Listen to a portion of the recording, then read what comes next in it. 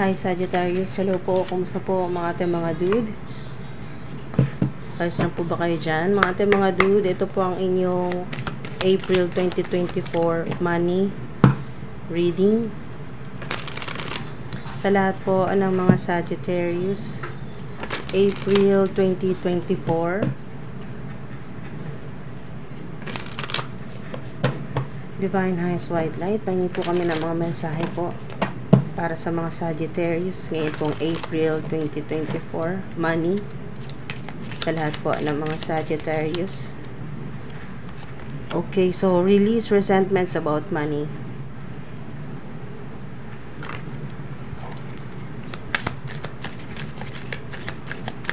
Yan po yung first card, Declutter. At ito po yung pangatlo, Employment Change. Employment Change. So, dito po sa Declutter, alam nyo na po yan mga ating mga dude. Halos pareho po dito yan sa release resentments about money.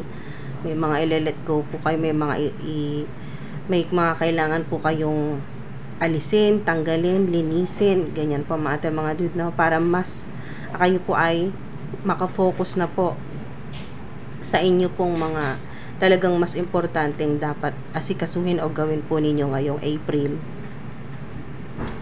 You'll feel better and more focused if you'll take the time to clear away clutter from your living and workspace. Ayan po. Makakatulog din po sa ilan yung kayo po ay yung mga hindi nyo na po ginagamit pero okay na okay po, no? Ating mga dude ay meron ditong sinasabi dito ng mga guardian spirits po ninyo na donate what you can to help others who may need your items. Baka po yung mga itatapon nyo po ay pwede pang mapakinabangan ng iba, mga ating mga dude. So pwede nyo pong i-donate kesa po itapon. Dito po sa release resentments about money, lahat po ng mga negative thoughts o yung mga maling nakasanayan o paniniwala po sa pera na mahirap kitain ng pera, hindi po nalalaglag lang sa puno ang pera, mga ganyan po mga ating mga dude na parang napakahirap kumita ng pera ay ayan po, iwasan nyo na po yan, i-release nyo na po, i-let go, ibigay nyo na po yan sa Divine Highest White Light, ibigay nyo na po yan sa Divine Source para po ito ay matransmute itong lahat ng mga negativity o yung mga negatibo na naiisip po ninyo tungkol sa pera, yung lagi kayong walang pera, laging nagigipit, lagi pong nasisimutan, laging kailangang umutang, ganyan po, o mag-loan. Yung mga negatibo po na tingin po ninyo sa pera ay mapalitan na, matransmute na to at maging positive energy, mga ating mga dude. So, sa ilan, employment change naman po, yun po mga ating mga dude na maaring dinadala ka na talaga ng kumbaga ng tadhana mo, ng career path mo sa mas mataas na direksyon o yung talagang maring ito rin yung pangarap mo noon pa. So positive changes yan mga ating mga dude, no? May movement na dyan, basta may kabayo, asahan nyo po na meron na talagang positibo at yung makikita mo talaga ng physical na pagbabago po yan, no? Na maaring kayo po ay pag sinabing physical na pagbabago ay yung talagang yung pagbabago ay hindi lang sa panaginip or sa pangarap mo ito ng mga dude, yung talagang mangyayari dito pa sa physical realm, yung talagang maglilipat ka na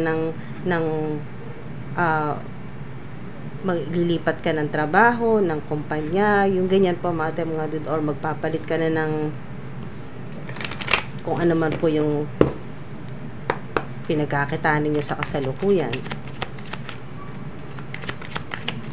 Employment change sa ilan. So, dinadala ka na talaga sa mas mataas, sa mas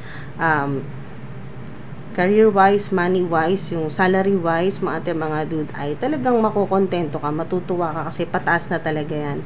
So, higher direction yung energy. So, ascending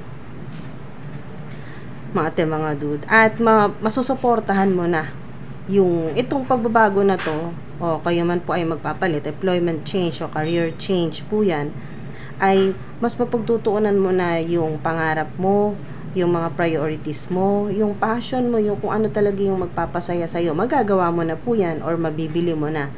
So, lalo-lalo na sa ilan na kayo po ay mas importante sa inyo yung life purpose po ninyo.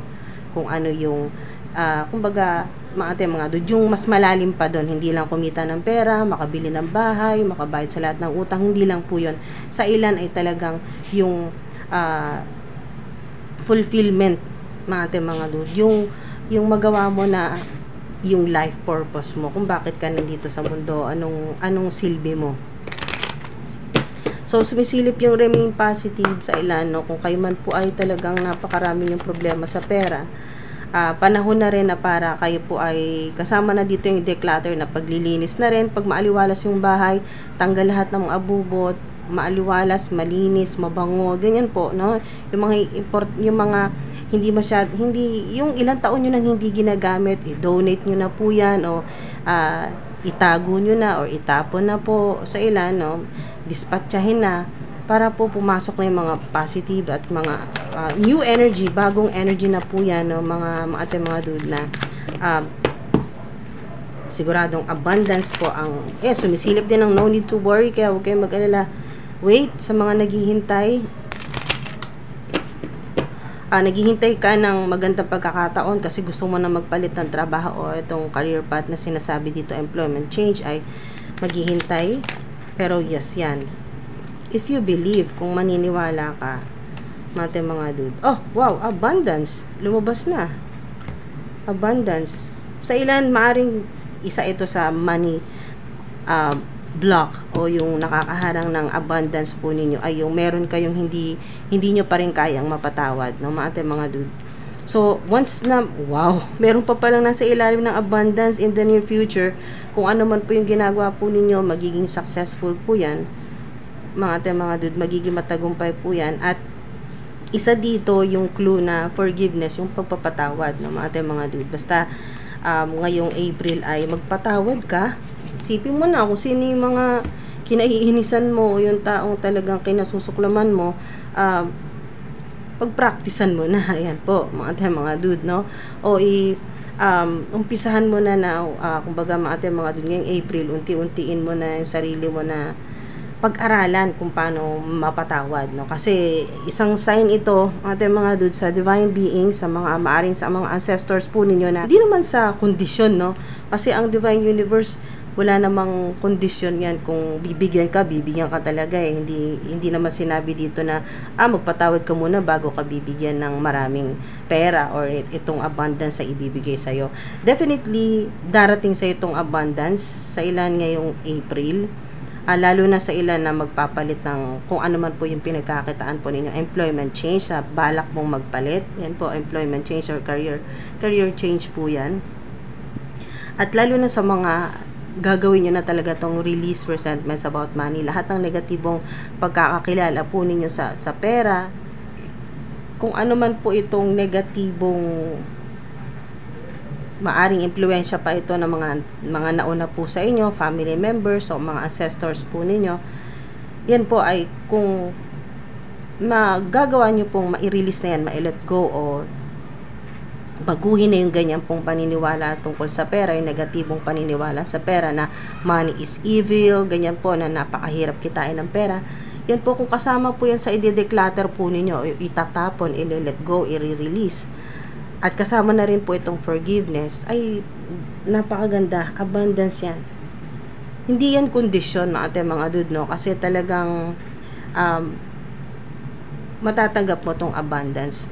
Gawin mo man ito or hindi, pero ang clue kasi dito, mga dude, kung naniniwala ka na mas magiging marami pa yan at mas magiging mabilis, makakatulong ito yung pagre-release, let go, tanggal ng mga negative thoughts o limiting thoughts, pagpapalit ng trabaho o ng career, o pagpapatawad. Isa po yan, no, sa clue, o sa hindi naman sa inuutos sa inyo, no, mga dude, no. ng inyo pong mga guardian angels o spirits, guardian spirits, sa mga ancestors. Ito ay kung magagawa mo lang naman. Kung magagawa mo na magpatawad, ganyan po, na i-release na, i-let go na lahat ng kung ano mga negatibong ay naiisip po ninyo, or ano man pong mga negatibo na nangyayari sa career, sa trabaho po ninyo, ay i-surrender nyo na po sa Divine Universe, ay mas magiging mabilis yung ma-receive nyo po itong abundance. So, meron ditong King of Swords. May sa ilan, maaring may air sign na makatulong po sa inyo, no? Gemini, Libra, Aquarius. Ang 5 kasi ay pagbabago po yan, no? Siguradong may magbabago sa ilan. Mga doon, siguradong may pagbabago dito, no? Maaring makita po ninyo 555, 555. Truthful. May makikilala kang totoo talaga. Diretso, maaring masakit magsalita, pero totoo. Totoo siya magsalita. Okay, so, mga sinasabi niya totoo, makakatulong siya sa iyo sa trabaho. Maaring boss mo ito, or magiging boss, na diretso magsalita, no? Prangka. Father figure, boss, ganyan po, or manager, team leader. Two of Swords. Maaring may Libra na makatulong po sa inyo. Pero gamitin mo dito yung intuition mo, no? Inner voice. Yung intuition mo. Kahit na hindi mo nakikita, kahit naka-blindfold, kahit hindi mo nakikita kung ano yung mangyayari, hindi mo alam kung magiging successful ba talaga ito, magtatagumpay ba talaga itong employment change o pagpapalit ng trabaho.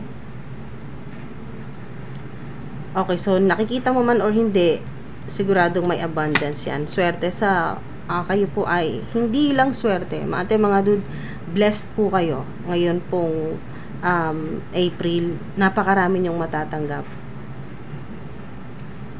Okay, so naka-reverse yung Hermit. Maaring kayo po ay matagal ng hindi active sa social media, or kung meron man po kayong online platform ay hindi kayo masyadong nakakapag-upload ng mga videos sa ilan, o hindi kayo nagpapakita sa social media, hindi po kayo nagpapakita. So maaring yung online platform po ninyo ay faceless videos, maaring podcast, or yung voice lang po, no? Hindi po kayo nakikita. So ngayon, ang advice po sa ilan, kung magpapalit ka man ng gagawin o trabaho o creative projects, ay huwag ka nang mahiya na magpakita. Okay, magpakita sa buong mundo o worldwide o sa internet. Reverse itong Hermit. So hindi mo na kailangan magtago. Ipakita mo yung galing mo, at once na nagpakita ka, pwedeng personal o kaya po sa ilan ay yung online platform po ninyo, yun po, magpapakita na po kayo ng mukha o kung ano man po yung ginagawa po ninyo. Yung talagang magpapakatotoo kayo, no? Truthful, magpapakatotoo ka, papakita mo kung sino ka, kung ano talagang itsura mo, kung ano yung kakayahan mo, abilities, mas talagang lalapit itong abundance. Sa ilan, partnership, reverse 2 of cups. Partnership, medyo mga dude, wag magmadali. Okay, sa collaboration, partnership ngayong April, kasi hindi balanse yung energy. So maaring dito ay may rejection, maaring ikaw i-reject mo yung gustong makipag-partnership sa'yo, or ikaw yung mare-reject. So may rejection dito, may separation din. So, maring ikaw din ito na tinutukoy dito na aalis sa trabaho, magpapaalam, separation. Okay, so lumipad na to. Wow! Star! Lumipad. So, maaring hindi inaasahan. Hindi nyo inaasahan na kayo bigla na lang magva-viral, o biglang lalaki yung revenue po ninyo, biglang napakarami yung views. o biglang, yun po, dumami yung subscribers o yung mga followers po ninyo, sisikat, yan po, magva-viral, kayo po star or global star. Yan po, mga dude. Lalo sa mga nasa public eye, nasa spotlight, mga dude. So, wow. Gamitin nyo yung full potential. Kasi abundance yan. 8, lalo na 888. Napakaswerte na number, no? Angel number 888. Abundance, infinity, infinite abundance po yan. So, double confirmation yan dito sa abundance. Ito na yun. Wow. Aquarius. So, maaring meron ding makatulong sa inyo na Aquarius sign. Pwedeng mag-resonate, pwedeng hindi. So, hindi po magre-resonate sa lahat yan dahil ito po ay para sa collective. So, napakaganda nito. Star ay opportunities. Tama-tama dito sa abundance kasi napakaraming opportunities na darating. At, mga dude, unexpected help. Okay, so hindi mo inaasahan, may tulong na darating o sponsorship po yan o kung ano man po mga dude na tulong na pinansyal o donation. Ayan po. Pag sinabing abundance, so marami talaga ngayon pong April. Marami kayong matatanggap ngayon. Napakaswerte po ng marami po sa inyo, no? Dahil 2, significant din ang number 2, 222 ay maaring sign din ito na ito na po yun, no? Sa inyo po yan. Sign ito, yan po. Na ito na yung minamanifest po ninyo, no? Nandito na ngayong April or parating na, on the way na, millions. Bahala na po kayo kung ilang digits po yung inyo pong minamanifest. Pero ito po ay nandito na, no? Manifestation. So, parating na talaga yan. Mga dude. At 222, 222, isang sign din po yan, or 888, kung madalas nyo pong makita ngayong April, sign po yan na talagang huwag ka na mahiya, huwag kang magtago, kasi reverse na itong Hermit. So, ipakita mo na kung ano yung galing mo, yung skills. Ito yung advice sa'yo ng mga guardian spirits mo na magpakita ka, huwag kang mahiya, magaling ka. Okay, so walang kulang, walang mali sa'yo, no? Yun, kakaiba ka kasi unique. Unique naman lahat tayo, unique divine being. So, talagang yun nga, divine talaga, mga dude. So, maari din po sa ilan na mahilig kang manood ng mga tarot readings. So, maaring hindi lang isang tarot readings o reader ang pinapanood po ninyo. Nonood din po kayo ng iba pang tarot readings. Baka may makuha ka pa pong additional insights na tama din. Mga dude. Tama lang din kasi maaring hindi nabanggit dito pero sa ibang tarot readings, sa ibang channel ay doon mo naman mahanap yung iba pang mga mensahe sa'yo ng mga guardian spirits mo, ng mga divine beings ng divine universe. So, mas marami kang impormasyon na matanggap mula sa spirit realm, mas maganda. Mas makakatulong yan sa'yo sa trabaho mo, sa mga desisyon mo. So, may clarity. Definitely may clarity kasi. At malalaman mo yung totoo. Okay, so may mga impormasyon na malinaw na matatanggap mo yan ngayong April. So, lahat ng mga gagawin mo, halos lahat, hindi 100% pero halos lahat ng mga gagawin, mga decision mo ay precise. Napakaganda na, napaka-accurate at tama talaga. So, lahat ng sasabihin mo ay tama, no? Hindi gawa-gawa lang. So, based on talagang sa mga research mo, sa mga yung talagang nakalap mo na impormasyon na totoo, facts. Kanya po mga dude. So, mas magiging determinado kayo ngayong April. At masaya. Kasi, yun, natutuwa ngayong mga divine beings, mga ancestors po ninyo na, eto na.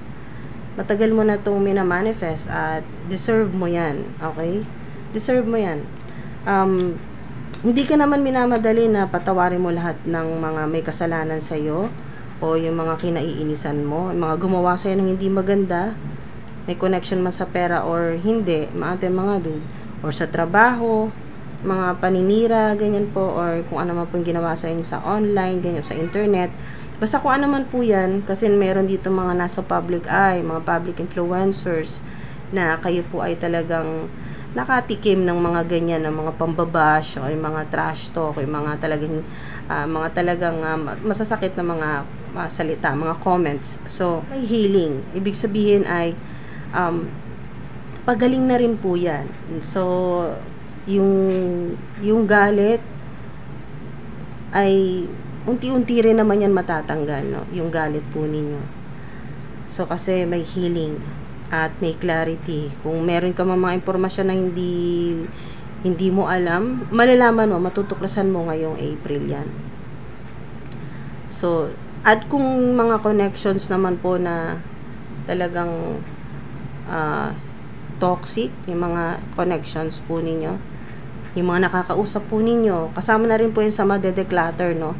Yung mga mapuputol na mga connections na talagang nakakaharang din sa abundance po ninyo.